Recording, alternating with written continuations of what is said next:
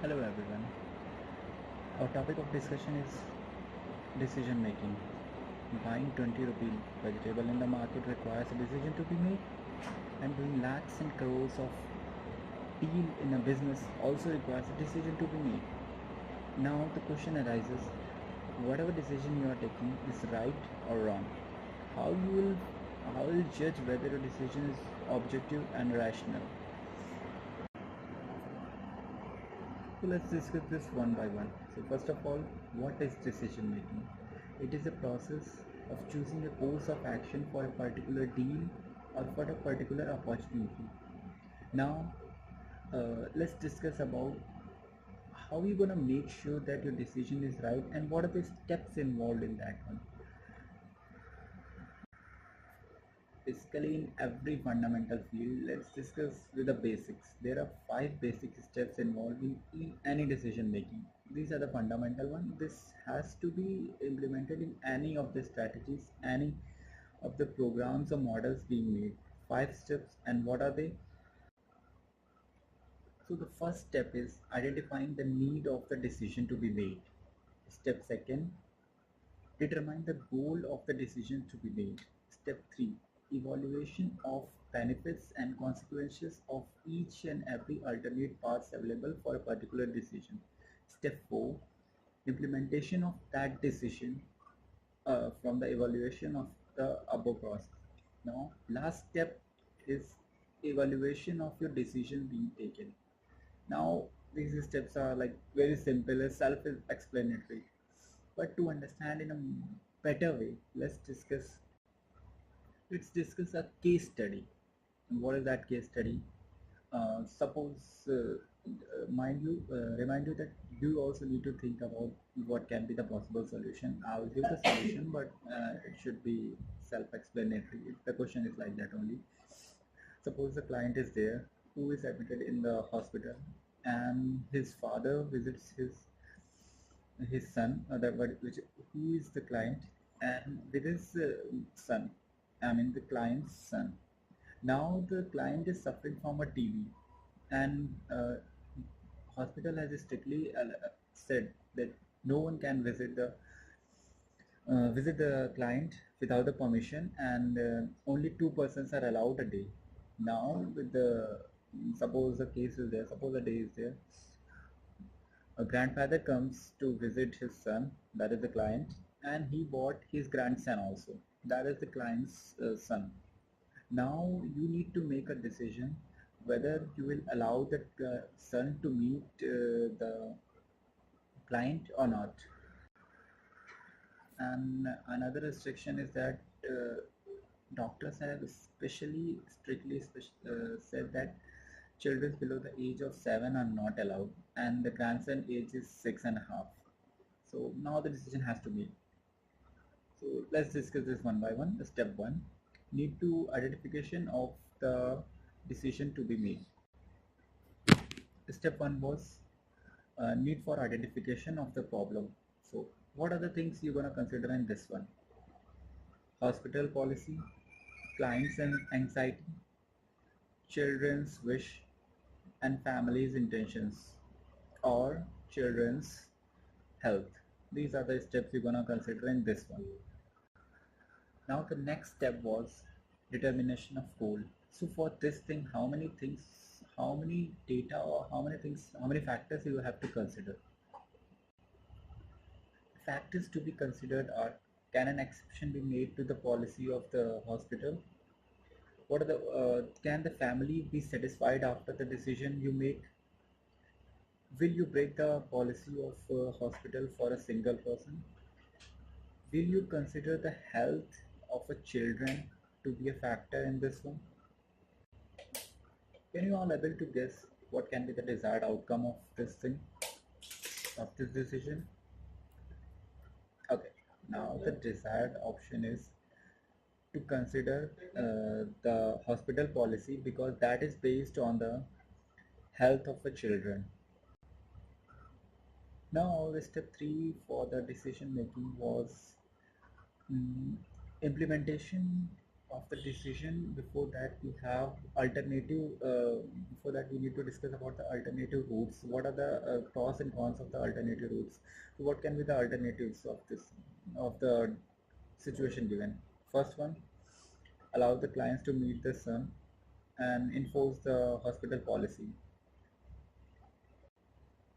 Now based on your analysis you decide whether to allow the children to meet the his father or to enforce hospital policy.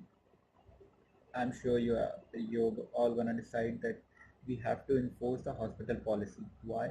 Because it was based on the condition that the children's health should not be compromised further.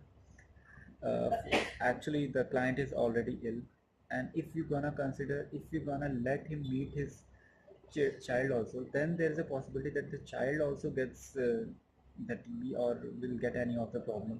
So in that way we have to make sure the decision has to be made in a proper stepwise.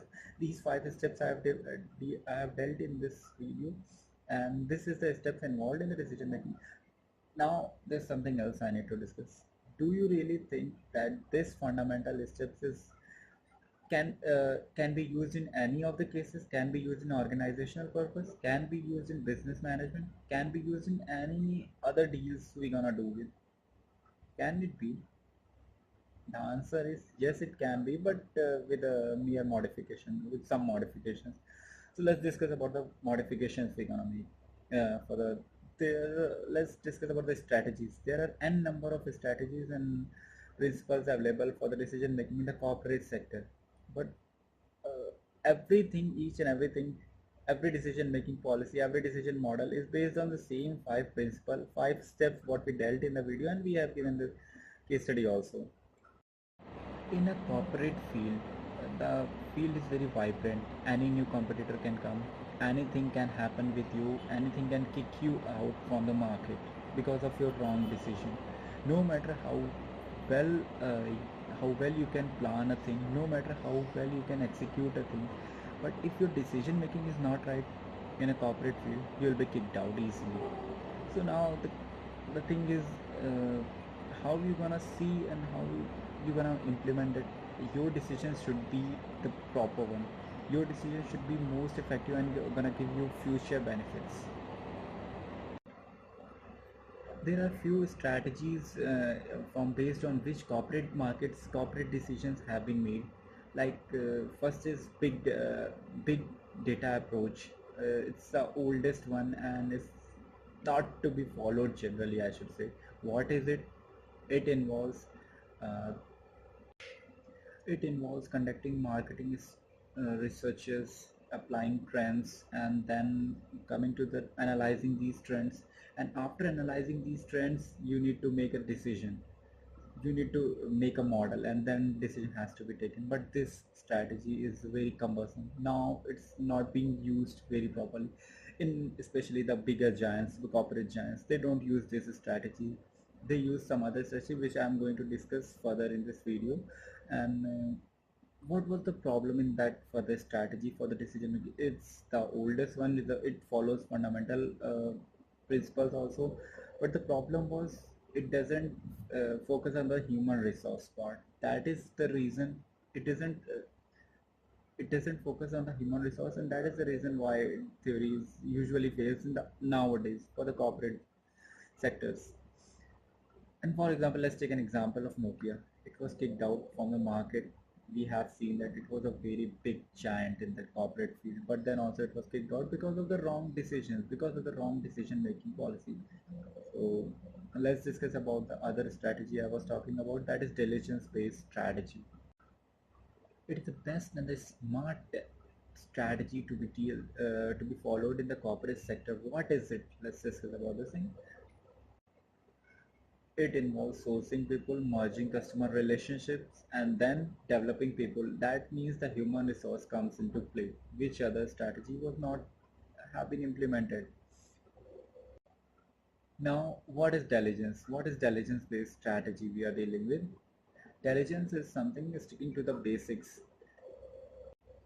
This strategy is used for optimizing the program of any company or corporate. This strategy helps us to enhance the process and helps us to just optimize the solution. In that way we gonna need some better outcome, we're gonna have some better outcome, and it's going to give us the future benefit result and long lasting result. So what is this diligence based strategy based on?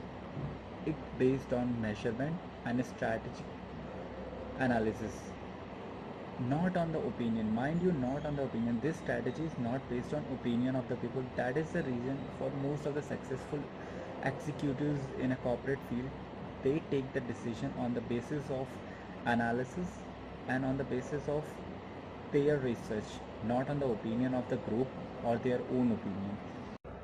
I hope I made my point clear that how you gonna make a decision in a corporate field and how an effective decision can be made in a corporate field. I would like to tell that intelligence-based strategy makes corporate field to take an effective decision which is long-lasting, which is effective, and which makes them take the decision which is not gonna take adverse effect on them. I mean, if you're gonna take the decision in a few years, you're gonna have to pay for it. No, it shouldn't be like that. You have to take the statistical approach and make the decision in that way that it's gonna give you benefit at the end as well as at the current time also. So in that way, the corporate field and the normal discussion what we did for the decision making earlier is different, but fundamental is same. So that is how decision making is done in the corporate, and this one follow the principle of these 5 points and you will be able to deal with any of the decisions effectively and correctly in a field as well as on the corporate field as well as in a personal life. Thank you very much.